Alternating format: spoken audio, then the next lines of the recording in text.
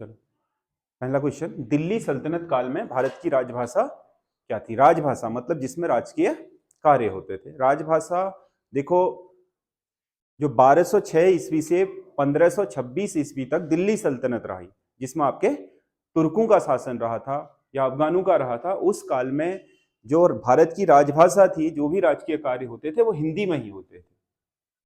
समझ गया ना?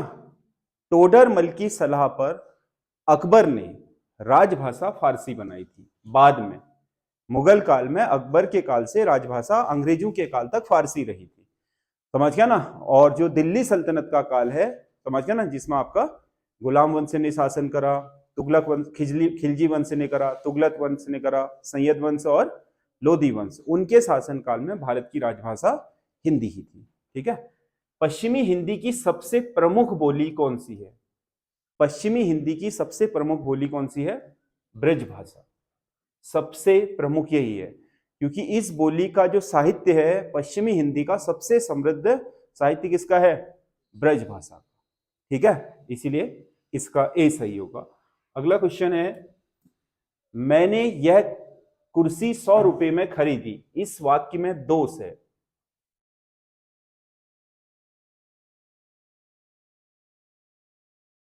मैंने यह कुर्सी 100 रुपए में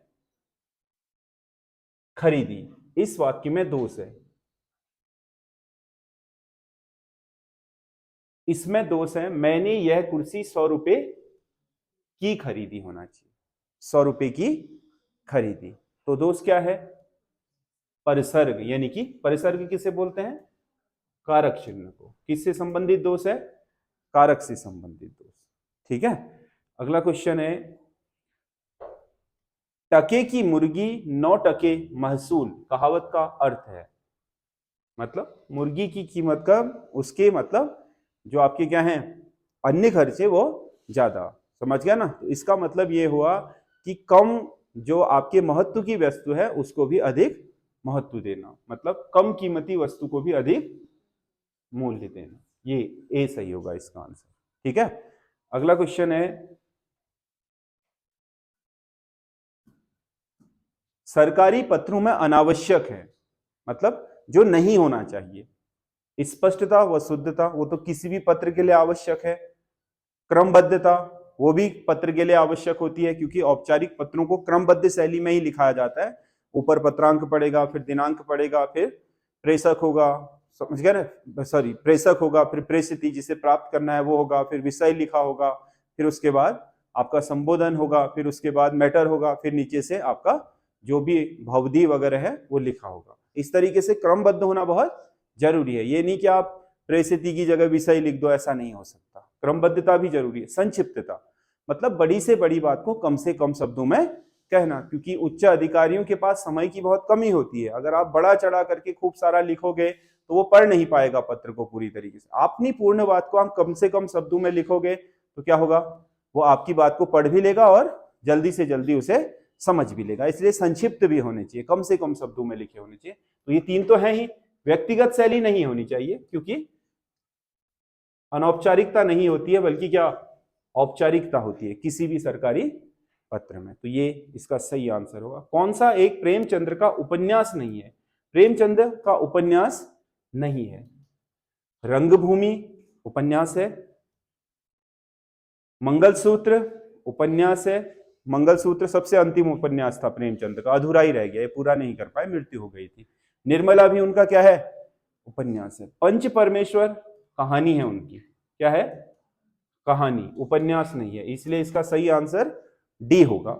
अगला, शुद्ध वर्तनी का चयन कीजिए। इसमें आजीविका की शुद्ध वर्तनी बतानी है, तो इसमें ये क्या लिखा है बताओ? आजीविका। ये क्या लिखा है? आजीविका लिखा है, आ नहीं है इसमें, तो ये भी गलत है, ये भी गलत है। ये क्या है? आजीविका, विका है, ये बड़ी नहीं होनी चाहिए। तो सही कौन सा है? आजीविका, डी सही है। तत्सम शब्द पहचानिए, इनमें से कौन सा शब्द तत्सम शब्द है? ठीक है, तत्सम शब्द आपका करोड़ नहीं, ये तो तद्भव है, कोटि होता है इसका।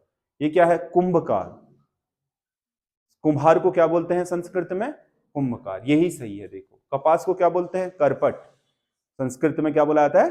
करपट। काज को क्या बोलते हैं? कार्य। तो इसका तत्सम क्या होगा? कार्य। इसका क्या होता है? ये सब तत्सम है, समझ गया ना। कुंभकार अपने आप में ही तत्सम शब्द है, ये सब तद्भव शब्द है, इनके तत्सम है। कौन सा एक कलश का पर्यायवाची नहीं है? कलश मतलब घड़ा, ठीक है। कलश का पर्यायवाची कुटी, निप, कुंभ, घट। निप भी होता है, घट भी होता है, कुंभ भी होता है, कुटी नहीं होता है।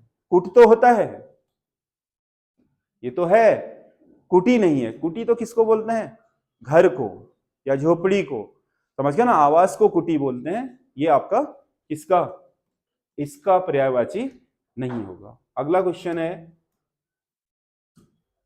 कर्षण शब्द का विलोमार्थक होगा। कर्षण, कर्षण का क्या होगा? विकर्षण।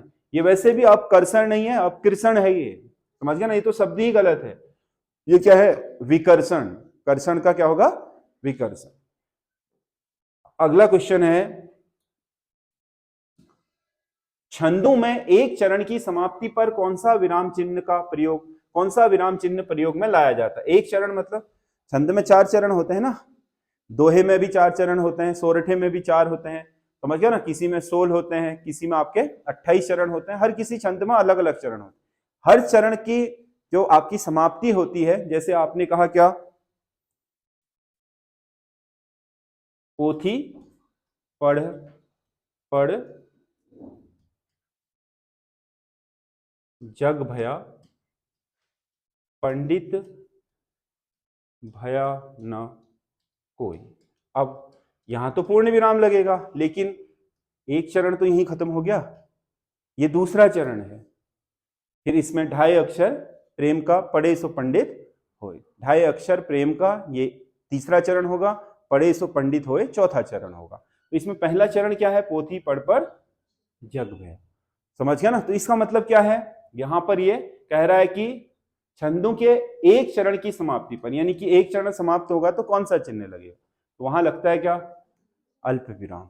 फिर यहां तो पूर्ण विराम लगेगा, और जब छंद पूरा हो जाएगा तो दोहरा पूर्ण विराम लगता है, समझ गया ना। तो पहले जहां पर भी एक छंद की समाप्ति होगी, समझ गया ना, वहां थोड़ा बहुत रुकना पड़ता है, समझ गया ना। तो इसी स्थान पर क्या होती है? आपके अल्प विराम की व्यवस्था होती है, तभी वो थोड़ा रुकेगा। पोथी पढ़ पढ़ जग भया, पंडित भया न कोई, ऐसे, ठीक है। यहाँ तो अच्छे से रुकेगा, लेकिन यहाँ हल्का रुकेगा। फिर इसके बाद अगला बोलेगा, फिर हल्का रुकेगा, फिर बोलेगा, फिर पूरा रुकेगा, ठीक है। तो इसमें क्या आएगा? अल्प विराम। अगला क्वेश्चन है, जिसे कठिनाई से जीता जा सके, क्या होगा? दुर्जेय, मतलब जिसे जीतना कठिन हो, दुर्जेय, ठीक। उच्चारण शब्द में उपसर्ग का प्रयोग हुआ है, किससे बनता है?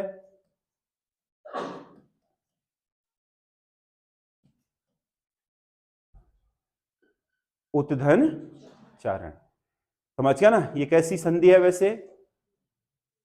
व्यंजन संधि है ना, क्योंकि पहले पद का अंत किस में हो? तो या दो में हो, और दूसरे पद का अंत क्या किस में हो? किसी भी आपके स्पर्शी व्यंजन के पहले वर्ण में हो, समझ गया ना। तो वो जो आपका तो होता है वो आधा चौ में बदल जाता है, समझ गया ना। तो ये क्या बन जाएगा? उच्चारण। क्या बन जाएगा? उच्चारण। तो उत में हलंत वाला सही होगा, समझ गए? कौन सा? हलंत वाला। अगला क्वेश्चन है, कौन सा एक अस्म का पर्यायवाची शब्द, अस्म का पर्यायवाची नहीं बल्कि क्या है, ये अनेकार्थी शब्द है। अस्म का अनेकार्थी शब्द नहीं है। अस्म का अनेकार्थी क्या? पत्थर तो होता ही है, पर्वत को भी अस्म बोलते हैं, बादल को भी, राख को नहीं बोलते। राख को तो भस्म बोलते हैं। क्या बोलते हैं? भस्म, ना कि अस्म, ठीक है। तो इसका सही आंसर डी होगा, ठीक है।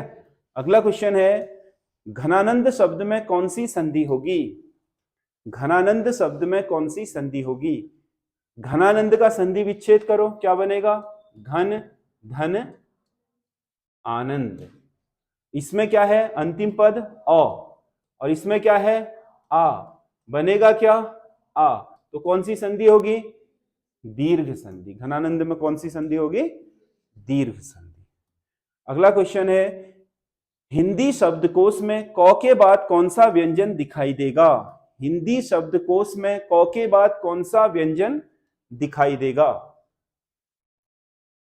ठीक है, क के बाद आएगा, शब्दकोश कह रहा हूं, वर्णमाला नहीं, दो अलग अलग चीजें हैं ये। अगर वर्णमाला पूछेगा तो क के बाद ख ही आता है।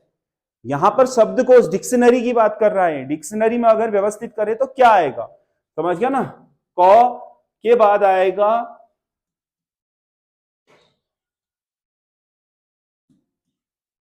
क्या बनता है? बनता है ना? इसका भी उच्चारण किससे होता है? क से, क्ष। क्या बोलते हैं? क्ष। समझ गया ना? तो इसका उच्चारण क से होता है। तो क के बाद, क्योंकि क तो किससे बना है? क के बाद ओ आएगा तो पहले ही आएगा। अब क के बाद क्या आ रहा है? श आ रहा है, तो ये आएगा फिर क के बाद। फिर इनके बाद क्या आएगा? छ। नहीं, हाँ, चौ, छ जौ, फिर चौ, फिर ये क्या? जौ, है ना? ये आ जाएगा। ग्यों वाले में आपका क्या होता है? जौ और यो। समझ गया ना? और ये दूसरे नंबर पर, तो क के बाद ये वाला आएगा। अगला क्वेश्चन है, रमेश ने उमेश के साथ मित्रता का निर्वहन अच्छे से किया, उक्त वाक्य में भाववाचक संज्ञा शब्द होगा। इस पूरे वाक्य में भाववाचक संज्ञा कौन सी है? कह रहा है मित्रता, निर्वहन, अच्छा, या फिर उमेश। सारे शब्द इसी से उठा रखे हैं। उमेश एक नाम है तो कौन सी संज्ञा? व्यक्तिवाचक। निर्वहन एक क्रिया है तो कौन सा शब्द? क्रिया शब्द। अच्छा क्या है? एक विशेषण है तो विशेषण शब्द। बचा क्या? मित्रता। मित्रता एक भाव है तो कौन सी संज्ञा? भाववाचक संज्ञा। भाववाचक संज्ञा। अगला, पुल्लिंग शब्द का चयन कीजिए। पुल्लिंग शब्द, समझ गया ना? उस पर नकेल कसी गई, क्या होगा नकेल में? स्त्रीलिंग। कसी गई, ये क्या है? स्त्रीलिंग। नकेल में क्या होगा? स्त्री। उसको न्याय मिल गया, क्या होगा? पुल्लिंग। हमने आपस में बैठकर मंत्रणा की या किया, की, क्या होगा? स्त्रीलिंग। सेना मोर्चे पर तैनात की गई, क्या होगा? स्त्री। पुल्लिंग कौन सा है फिर? न्याय। उदास शब्द में विशेषण होगा। उदास शब्द में विशेषण होगा। उदास ये शब्द है, में विशेषण होगा। उदास,